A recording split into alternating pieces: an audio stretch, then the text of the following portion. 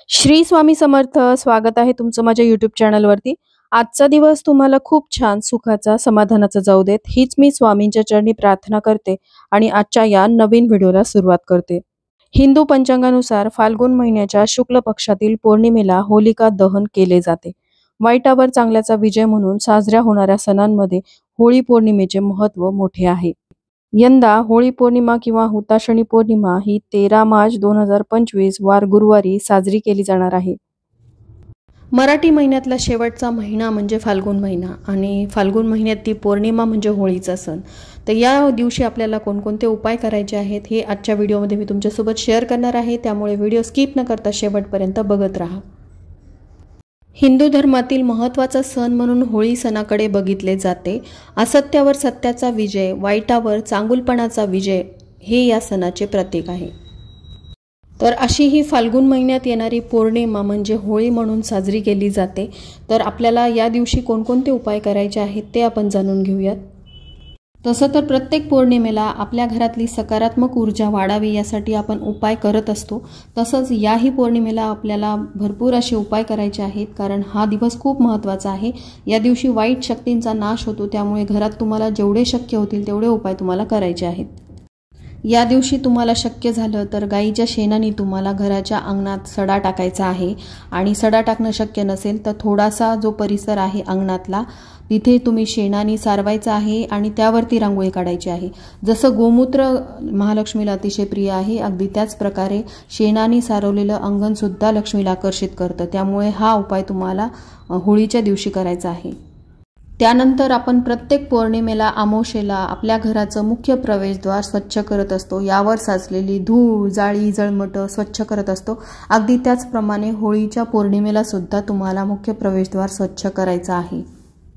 होळीच्या पवित्र अग्नीमध्ये वाईट शक्तींचा नाश होत असतो आणि या दिवशी तुम्ही केलेले उपाय, तोडगे त्यामुळे तुमच्या घरामध्ये सुद्धा वाईट शक्तींचा प्रवेश होत नसतो. मुख्य प्रवेशद्वार स्वच्छ केल्यानंतर तुम्हाला हळदीने, कुंकवाने किंवा अष्टगंधाने मुख्य प्रवेशद्वारावरती स्वस्तिक काढायचं आहे. लाल स्वस्तिक जे आहे ते लक्ष्मीला आकर्षित करण्यासाठी काढत असतात आणि त्यानंतर हळदीने स्वस्तिक हे तुमचा गुरुग्रह प्रबळ व्हावा यासाठी काढत असतात. आणि केशरयुक्त अष्टगंधाने काढलेलं स्वस्तिक तुमचा आत्मविश्वास वाढवण्यासाठी मदत करत असतं. यापैकी कुठल्याही एका वस्तूचा वापर करून तुम्ही स्वस्तिक काढू शकता किंवा या तिन्ही गोष्टींना एकत्र मिक्स करून तुम्ही मुख्य प्रवेशद्वारावरती स्वस्तिक काढू शकता. त्यानंतरचा सगळ्यात प्रभावी उपाय जो आपण प्रत्येक पौर्णिमेला करत असतो तो उपाय म्हणजे उंबरठ्यावरती हळदीचं लेपन. हळदीमध्ये थोडंसं गोमूत्र मिक्स करून आपण उंबरठ्यावरती हळदीचं लेपन करायचं आहे. लक्ष्मी प्राप्तीसाठी अतिशय प्रभावी असा उपाय आहे. त्याचबरोबर तुमच्या घरामध्ये वाईट शक्तींना प्रवेश करू देत नाही. त्यासाठी हा उपाय तुम्हाला होळी पौर्णिमेच्या दिवशी सुद्धा करायचा आहे. आता एवढंच करून तुम्हाला चालणार नाही, तर या उंबरठ्यावरती हळदीचं लेपन केल्यानंतर तुम्हाला अजून एक गोष्ट करायची आहे. ती म्हणजे आपल्याला या उंबरठ्यावरती गुलाल टाकायचा आहे. हळदीचं लेपन करून झाल्यानंतर तुम्हाला गुलाल घ्यायचा आहे. तुम्ही म्हणाल की कलर टाकला तर नाही चालणार का? नाही, गुलालाला विशेष महत्त्व आहे. त्यामुळे तुमच्या घरात जर गुलाल असेल तर तो गुलाल तुम्हाला उंबरठ्यावरती टाकायचा आहे. होळीच्या दिवशी होळीमध्ये गुलालच अर्पण करत असतात, कुठलेही रंग अर्पण करत नसतात. दुसऱ्या दिवशी जी रंगपंचमी असते त्या दिवशी तुम्ही रंगांचा वापर करू शकता, पण होळीच्या दिवशी तुम्हाला होळीमध्ये सुद्धा गुलालच अर्पण करावा लागतो. त्यामुळे उंबरठ्यावर लेपन केल्यानंतर थोडासा गुलाल तुम्ही उंबरठ्यावरती टाकायचा आहे. त्यानंतरचा लक्ष्मी प्राप्तीसाठीचा सगळ्यात प्रभावी उपाय म्हणजे तुम्हाला तुमच्या मुख्य प्रवेशद्वारावरती कवड्यांचं तोरण लावायचं आहे. तुम्हाला माहिती आहे महालक्ष्मींना कवड्या अतिशय प्रिय आहेत. त्यामुळे मुख्य प्रवेशद्वारावरती तुम्हाला कवड्यांचंच तोरण लावायचं आहे आणि तुम्ही ते दिवाळीलाच लावलेलं असेल तर ते तसंच तुम्हाला ठेवायचं असतं. आणि जर तुम्ही अजूनपर्यंत कवड्यांचं तोरण दाराला लावलेलं नसेल तर तुम्ही फाल्गुन पौर्णिमेच्या दिवशी मुख्य प्रवेशद्वारावरती हे तोरण लावू शकता. त्यानंतरचा दुसरा उपाय तोही कवड्यांचाच आहे. त्यासाठी आपल्याला पिवळ्या 7 किंवा 5 कवड्या घ्यायच्या आहेत. आता जर तुम्ही नवरात्रीमध्ये कवड्यांची पोटली तयार केली असेल तर त्याच कवड्या तुम्हाला काढायच्या आहेत. त्या कवड्यांना वेळोवेळी सिद्ध करणं महत्त्वाचं असतं. तर ह्या कवड्या मी नवरात्रीमध्ये एका पोटलीमध्ये ठेवल्या होत्या, त्याच कवड्या मी घेणार आहे. जर तुम्ही नवरात्रीमध्ये कवड्या ठेवलेल्या नसतील तर तुम्ही त्या 5 किंवा 7 कवड्या बाजारातून विकत आणा. पांढऱ्या कवड्या नाही चालत, पिवळ्याच लागतात. आणि जर तुमच्याकडे पांढऱ्या असतील तर त्यावरती थोडीशी हळद टाकू शकता. देव्हाऱ्यातल्या कवड्या वेगळ्या असतात आणि आपण ही जी पोटली बनवणार आहोत त्या कवड्या वेगळ्या असतात. आणि प्रत्येक वेळी त्या पोटलीमध्ये वेगळ्या कवड्या टाकायची गरज नाही, त्याच कवड्या तुम्हाला प्रत्येक वेळी काढायच्या, त्यांना सिद्ध करायचं आणि मग तुम्ही परत त्या जिथं होत्या तिथं ठेवायच्या असतात। तर कवड्या सिद्ध करण्यासाठी अशा प्रकारे हातात तुम्हाला कवड्या घ्यायच्या आहेत आणि मूठ बंद करायची आणि त्यानंतर तुम्हाला एक वेळा श्री सूक्तमचं पठण करायचं, एक वेळा पुरुष सूक्त म्हणायचं आहे, त्यानंतर 16 वेळा तुम्हाला विष्णू गायत्री मंत्र म्हणायचा आहे, 16 वेळा तुम्हाला लक्ष्मी गायत्री मंत्र म्हणायचा आहे आणि त्यानंतर 16 वेळा तुम्हाला नवार्णव मंत्र म्हणायचा आहे आणि त्यानंतर एक माळ तुम्हाला श्री स्वामी समर्थ या मंत्राचा जप करायचा आहे। अशा प्रकारे या कवड्या सिद्ध होतात। तर तुम्ही नुसत्या कवड्या देवघरात ठेवून चालत नसतात, तर या कवड्यांना वेळोवेळी सिद्ध करणं पण खूप महत्त्वाचं असतं। त्यानंतर तुम्ही जी होळी पेटवणार आहात त्यामध्ये तुम्हाला हा एक उपाय करायचा आहे। त्यासाठी तुम्हाला एक नारळ विकत आणायचा आहे, नवीनच नारळ तुम्हाला लागणार आहे। तर या नारळावरती तुम्हाला 2 नागवेलीची पानं घ्यायची आहेत। तुमच्या घरातली सगळी नकारात्मकता घालवण्यासाठीचा अतिशय प्रभावी उपाय आहे। यासाठी तुम्हाला नागवेलीची पानं लागणारच आहेत, ती तुम्ही बाजारातून विकत आणा। या दिवशी केलेले सगळे प्रभाव उपाय जे आहेत ते खूप फायदेशीर असतात आणि त्यासाठी तुम्हाला 11 लवंगा घ्यायच्या आहेत, ज्यांना फुलं असली पाहिजेत अशा 11 लवंगा तुम्हाला घ्यायच्या आहेत। त्यानंतर तुम्हाला ह्या लवंगा नागवेलीच्या पानावरती ठेवायच्या आहेत, 11च लवंगा तुम्हाला घ्यायच्या आहेत आणि त्यानंतर दुसरी एक गोष्ट लागणार आहे ती म्हणजे कापूर। कापूर भीमसेनीच कापूर असावा असं नाही, तुमच्याकडे जो कापूर असेल तो तुम्ही कापूर घेऊ शकता, पण कापराची वडी घेत असताना 1, 3, 5, 7 अशा संख्येने तुम्हाला घ्यायचा आहे आणि त्यानंतर हा कापूर सुद्धा तुम्हाला नागवेलीच्या पानावरती ठेवायचा आहे।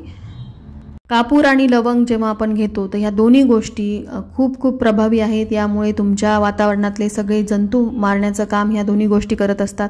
त्याचबरोबर घरातली निगेटिव्हिटी घालवण्याचं सुद्धा काम ह्या दोन्ही गोष्टी करत असतात। त्यामुळे या 2 गोष्टी तुम्हाला होळीमध्ये दहन करण्यासाठी घ्यायच्या आहेत। त्यानंतर तुम्हाला 5-7 बत्ताशे सुद्धा घ्यायचे आहेत, बत्ताशे सुद्धा यावरती तुम्हाला ठेवायचे आहेत आणि ते सगळं तुम्हाला होळीमध्ये अर्पण करायचं आहे।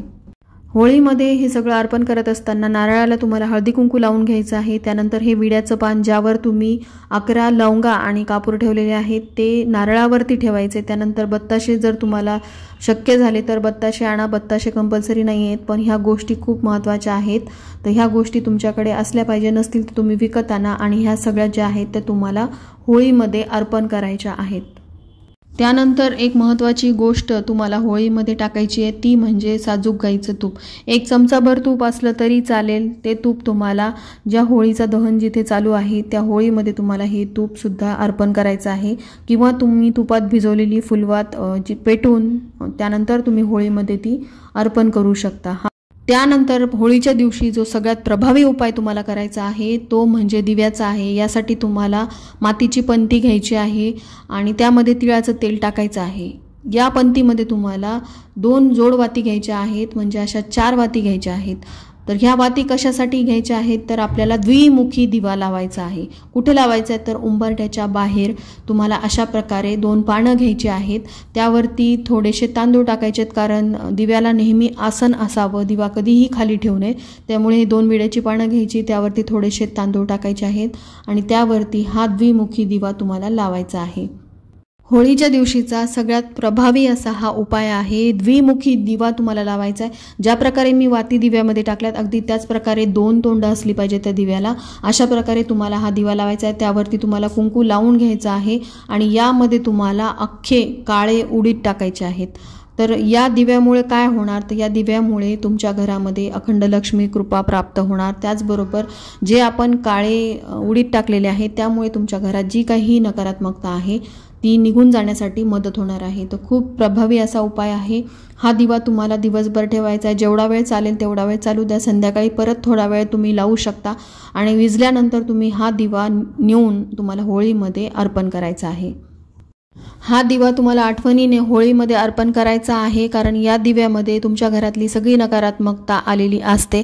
त्यामुळे हा दिवा चुकूनही घरात ठेवू नका। तुम्ही जेव्हा होळी पेटवण्यासाठी बाहेर जाल संध्याकाळच्या वेळेस त्यावेळेस तुम्ही हा दिवा सुद्धा सोबत घेऊन जा आणि तुम्ही त्या होळीमध्ये या दिव्याला अर्पण करून द्या। तर हे होळी पौर्णिमेच्या दिवशी करायचे उपाय मी तुमच्यासोबत शेअर केले।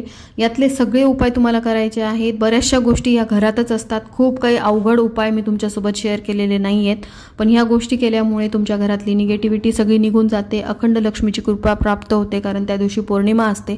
तर माता लक्ष्मींना प्रसन्न करण्यासाठी आणि होळीमध्ये वाईट शक्तींचा नाश करण्यासाठी हे उपाय तोडगे तुम्ही आवर्जून करा। तर चला, याचबरोबर आजचा हा व्हिडिओ मी इथंच एंड करते। व्हिडिओ थोडा जरी आवडला असेल तर लाईक, शेअर, सबस्क्राईब करा। भेटूयात अशाच एका नवीन व्हिडिओसोबत। तोपर्यंत बाय आणि सर्वांना श्री स्वामी समर्थ।